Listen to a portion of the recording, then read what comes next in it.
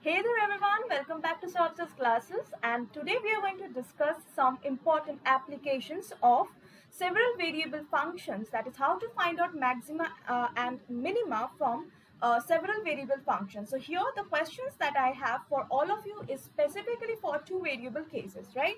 Two independent variables, one dependent variable. And here the maximization minimization here is what our unconstrained optimization. So here we are going to learn applications, okay, to direct hardcore maths and two questions from economics, right? Applications, and this is what our unconstrained optimization, unconstrained. Okay, now let us look at the first question we have in front of us. So here it is given that find the stationary value and test whether they are maximum or minimum for the given function. As you can see that here the function is we have two independent functions, we have two independent variables x and y, और हमें यहाँ क्या find करना है कि x और y का value जो है that value will whether minimize z या फिर maximize z, right? तो इसके लिए हमें क्या चाहिए, जो टू वेरिएबल्स या सेवरल वेरिएबल फंक्शंस के जो हमारे first order conditions and second order conditions है, वी हैव टू टेस्ट कि which of the conditions are satisfied and hence we can conclude the answer कि कौन से value of x and y के लिए वी विल हैव मैक्सिमम और minimum z. So let us proceed with the function given, that is 3x square plus 6xy plus 7y square. Okay, solutions. So I'm given z is equals to 3x square plus 6xy plus 7y square, right? Now, in order to find out the maximum or minimum value, so first thing I need to find out is first order condition, right? Okay, so let us just recall what are the conditions. So for minimization, what I need, first order conditions need that first order derivative should be equal to 0, right? Okay, let me write it on the left side. Right here, let us recall, we need what for first order condition is we need first order derivative as 0, and for second order condition we need that this should be greater than 0, this should be greater than 0, and the product of these two should be greater than the square of this combination of the derivative. This is the case for minimization, correct? And for maximization I will have the same, only this and this will be reversed and the rest of the signs will be same for maximization. So let us have a look and let us find out which of the following is satisfied here. Okay, so fx, that is the derivative of this function with respect to x, that is 6x plus 6y is equals to 0, and fy is equals to 6x plus 14y is equals to 0. Now I have these two equations, so I can find out x and y using simultaneous equations, right? So say subtract, this gets cancelled, minus 8y is equals to 0. So however, the value of y is equals to 0. Now if I substitute this value of y in either of the functions, I will get that the value of x is equals to 0. X is equals to 0. So the point that we have got here is xy is 0, 0. Now let us see at this point whether the function z is maximized or minimized as we are asked in the question to find out. For that, second order derivatives, fxx is equals to what? This is fx with respect to x is 6 positive. Fyy, this is fy with respect to y 14 positive. Now what is it? Combination of what? Fxy means this is fx and I'm going to take the derivative of this with respect to y, and that is 0 plus 6. So answer is 6.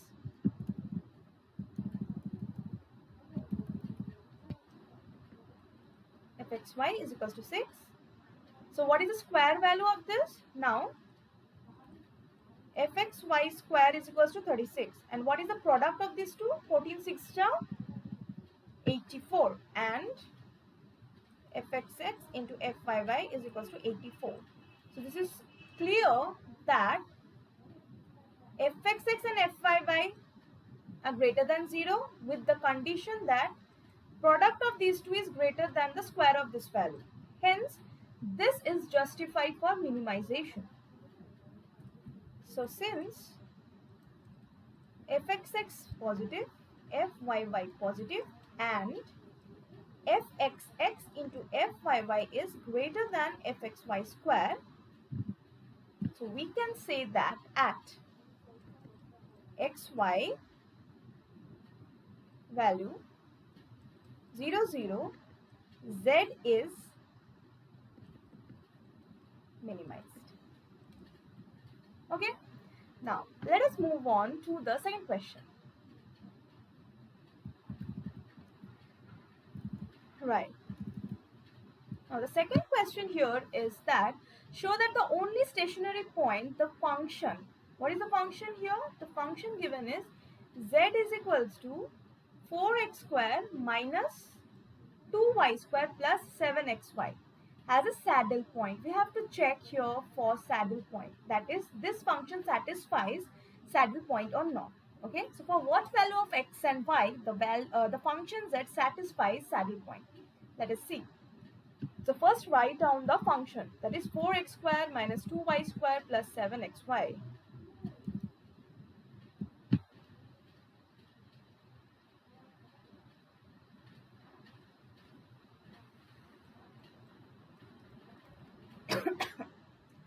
Okay, z is equals to 2x square minus, okay, I forgot, let's scroll up.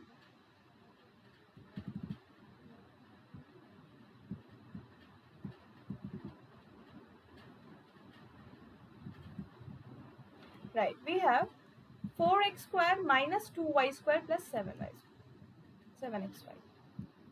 We have 4x square minus 2y square plus 7xy.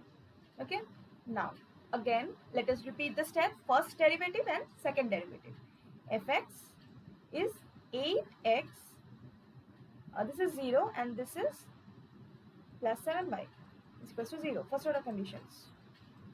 And fy is equals to, this is 0, this is minus 4y and this is plus 7x is equals to 0.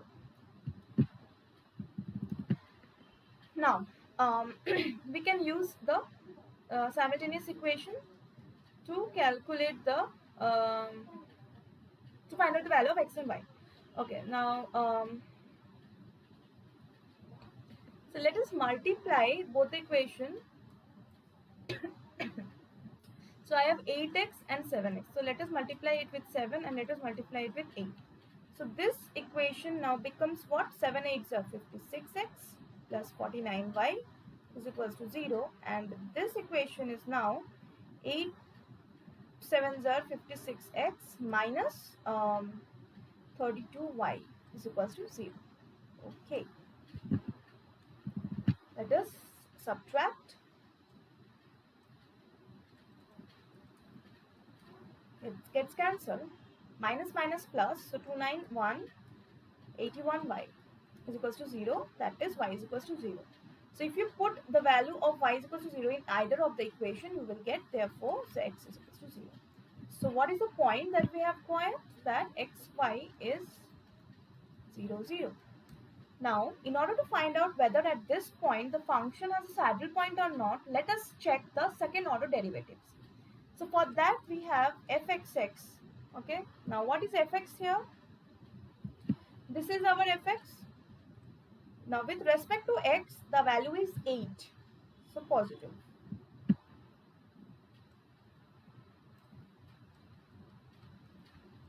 fyy.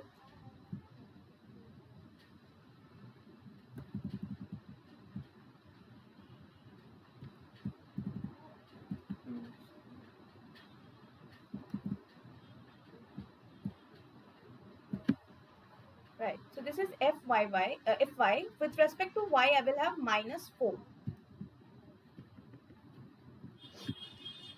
Now this is negative. So as you can see, they have opposite signs. Now let us see the third condition of SOC.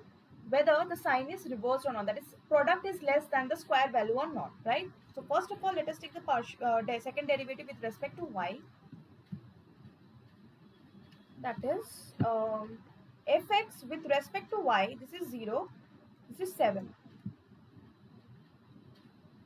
So the value is 7. So what is the square value of this? 49. And what is the product of these two? fxx into fyy is equals to minus 32. Then obviously this is less than this. So since fxx greater than 0, fyy less than 0, and the product is less than the square value of this, therefore at 0, 0, function z has a saddle point. That is, this is the condition for saddle point. Now, let us have a look at the third question. The third question is a direct application from the cost and revenue chapter. Okay, and we are going to solve the question using this concept. So the question in front of us is, we are given a revenue function. Let us quickly write down the revenue function. Let us quickly write down the revenue function.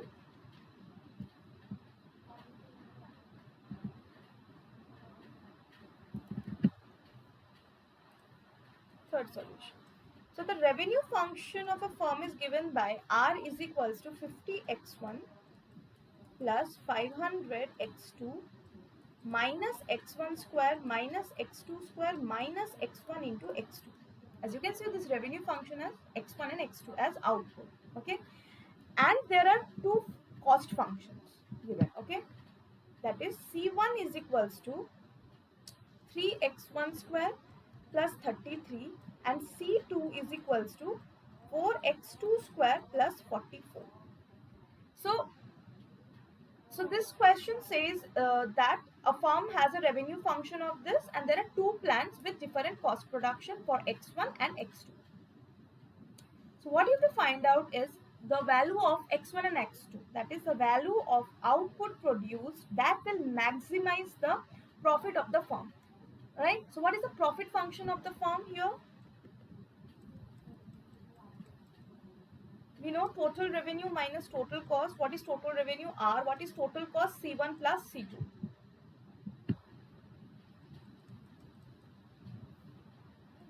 R minus C1 plus C2. Let us write down the values here. We have 50x1 plus 500x2 minus x1 square minus x2 square minus x1 into x2 minus in brackets this plus this, 3x1 square plus 33 plus 4x2 square plus 44. Let us simplify this equation.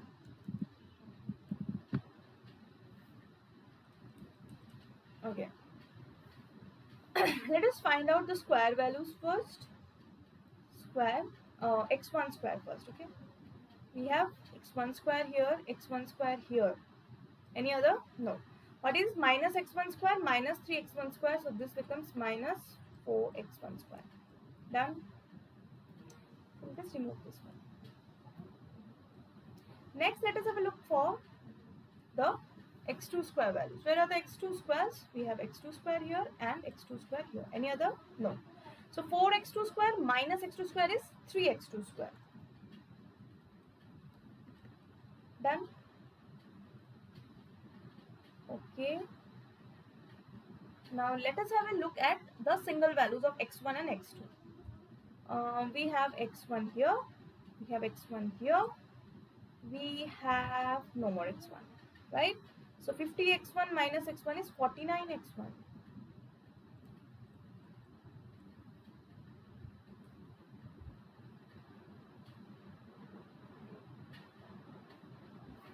Okay. Next is x2.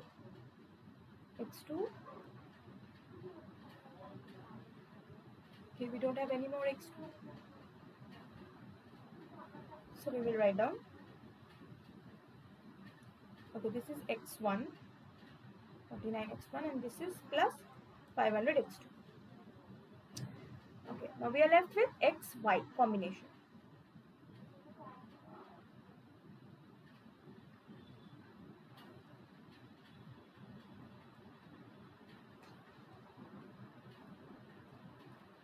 And there we have x1, x2 here, and that's all. Okay, minus x1, x2. Done. Now, what are the constant values we have? 33 and 44, so that is plus 77. So this is our profit function. Now, objective of the firm is to maximize profit by. So, in order to do that, how much x1 and x2 should be produced? That is maximization of the function pi. So that means we have to go for first order condition and second order condition for with two variable functions, right? So first order condition requires delta pi by delta x1 or pi 1 is equals to minus 8x1, minus 8x1. Then we have, okay, this is x2, this is plus 49. Anywhere else, yes, minus x2 is equals to 0. And pi 2, that is with respect to x2, if we do, we have 9x2 plus 500 minus x2 is equals to 0. So again, using simultaneous equation, we can solve these two equations. Okay, let us write it down here properly. That is 8x1 plus x2 is equals to 49. And here we have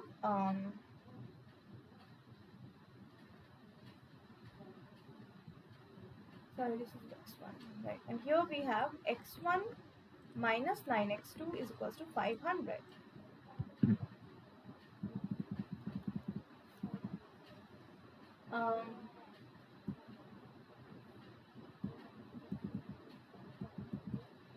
Did I miss anything? Let me just check here. No, everything is fine.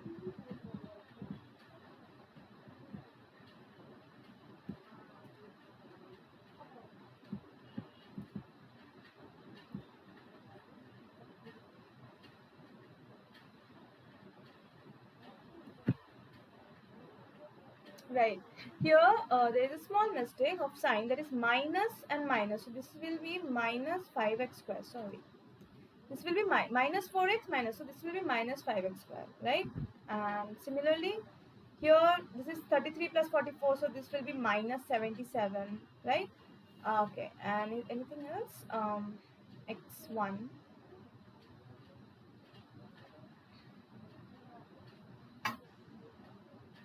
x1 minus x1, no. So this is square actually. So here we will have 50x1. Okay. So okay, let me just write it down clearly. So this is minus 4x1 square. We have minus 5x1 square. Here we have 50x1.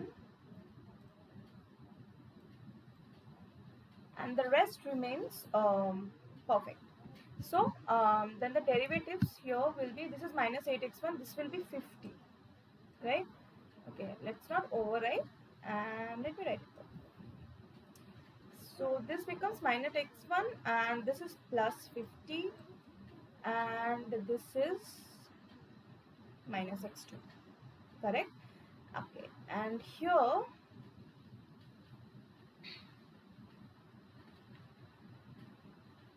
with respect to x2, so this is 2 5s are 10 now, so this will be 10x2.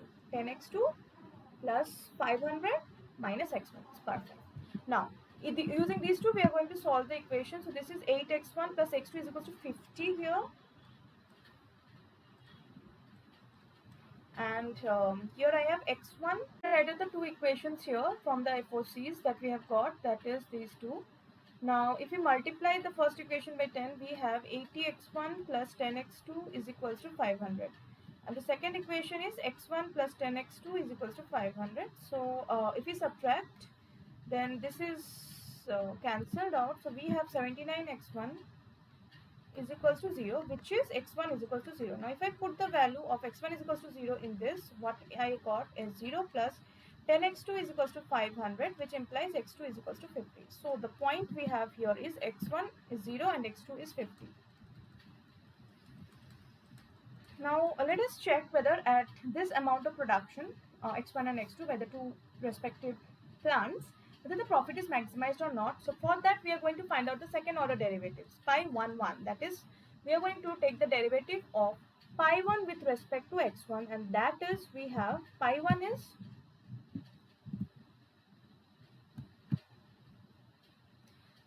this. So minus 8, these two will be 0, so minus 8, and when we will take with respect to x2 with pi 2, we will get minus 10. So minus 8 and minus 10, both are negative values, right?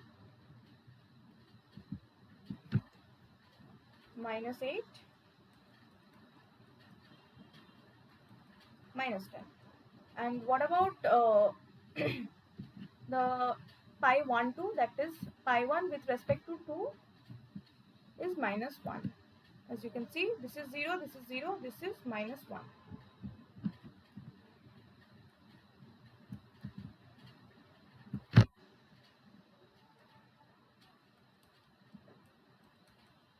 So pi 1 2 square is equals to 1. Now product of these two is 80, and 80 is greater than this. Okay, that is